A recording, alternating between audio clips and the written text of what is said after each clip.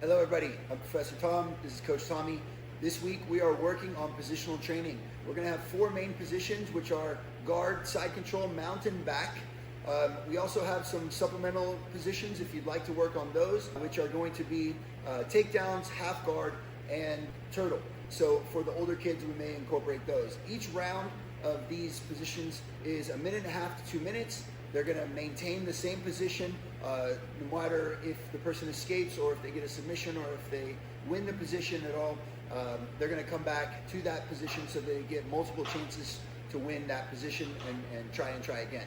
Okay, so we're going to quickly go through each of the first four positions and show you the objective of each. So let's start with guard. All right, so from guard, my objective would be to pass his guard.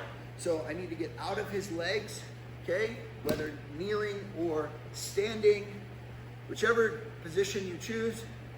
I need to do my best to pass those legs and get to a dominant position, whether it's side control, mount, or sometimes back. From the bottom person's perspective, they're always looking for some sort of submission, right? Whether it's an arm lock, okay, some sort of choke, or a sweep of some sort. So when we're talking about guard, there's a couple things we want to think about from both partners' positions here. If you're on the bottom of guard, we always want to be eliminating space, right? Breaking posture. So if I'm on my back in guard, I want to be bringing my partner closer to me always, okay? If you're on top, it's the opposite. You want to be creating space always, okay? And we're going to do that via our grips. So if you're on the bottom, your students need to be grabbing collars, grabbing sleeves to keep that top partner's posture down. And if you're on top, in order to pass, we need to be grabbing the belt, the hips, the knees, same kind of things so that we can open and create that space there.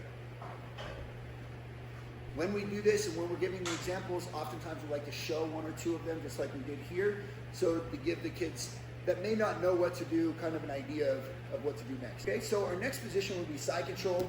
Okay, and this position, we're going to give you kind of a few options. One is side control. When we say side control, we like to use what we call, Tommy calls the passing position. So side control, knee on belly, north, south, anything that's going to stay away from the legs.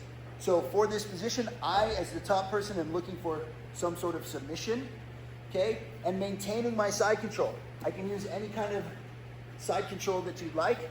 I can go to knee on belly to maintain this position. I can go to north-south to maintain this position. The bottom person ultimately has three ways to win, which are escape. So regard is one of them. Okay, if they're able to put their legs back in front of me of some sort. He can, if I overcommit to a position, he can use that to roll me over if he ends up on top. Okay, or ultimately if he just escapes, so he creates enough space to get up and away from me, he would win that position. So from the bottom position here in side control, I really want to be mindful of my frames, right? So my arms need to be kind of on the neck or along the belt on the inside. I need to keep my frames up, okay? This allows me to make my space for my knees. So your students on the bottom should be bumping, using their hips to create that space, right? To make room for their knees. We want to try to get our students to make this knee to elbow connection regardless of whatever position he's in, whether it's side control or north-south. I want that knee to elbow connection so that I can start to get back to my guard.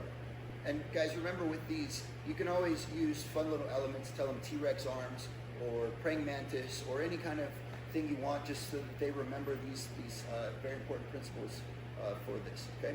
From mount, hopefully these are a little bit more obvious. For me, my objective is to maintain mount, so I always consider my partner as my bully, if you would, and I'm not letting them go.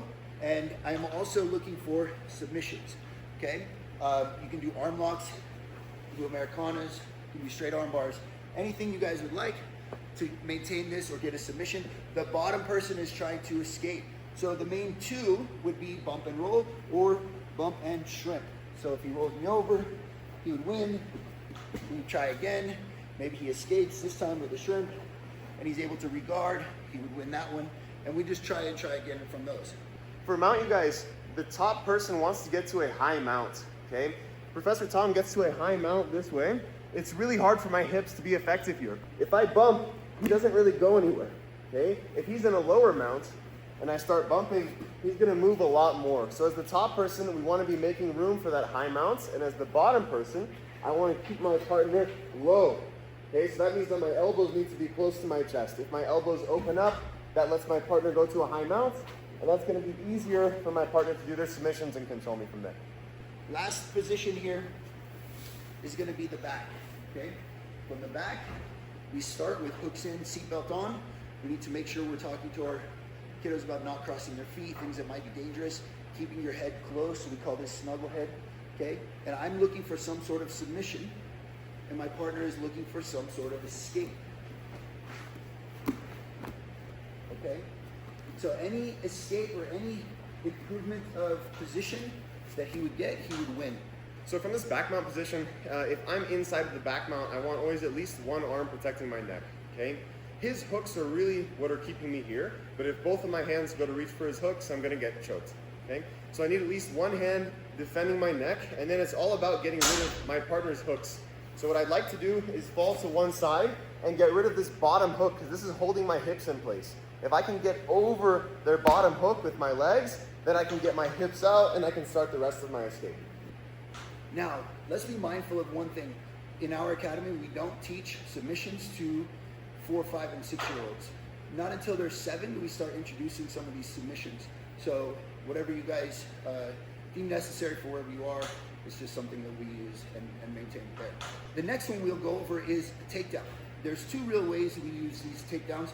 One is we can be an offense, defense, and we take turns with that same 1.5 to 2 minutes. Or we can be whoever gets the takedown wins that little round, and then we keep going, takedown as many times as we can in, say, that 1.5 to 2 minutes, depending on the time allowed for yourself, okay? For takedowns, we typically have our kids trip or tackle.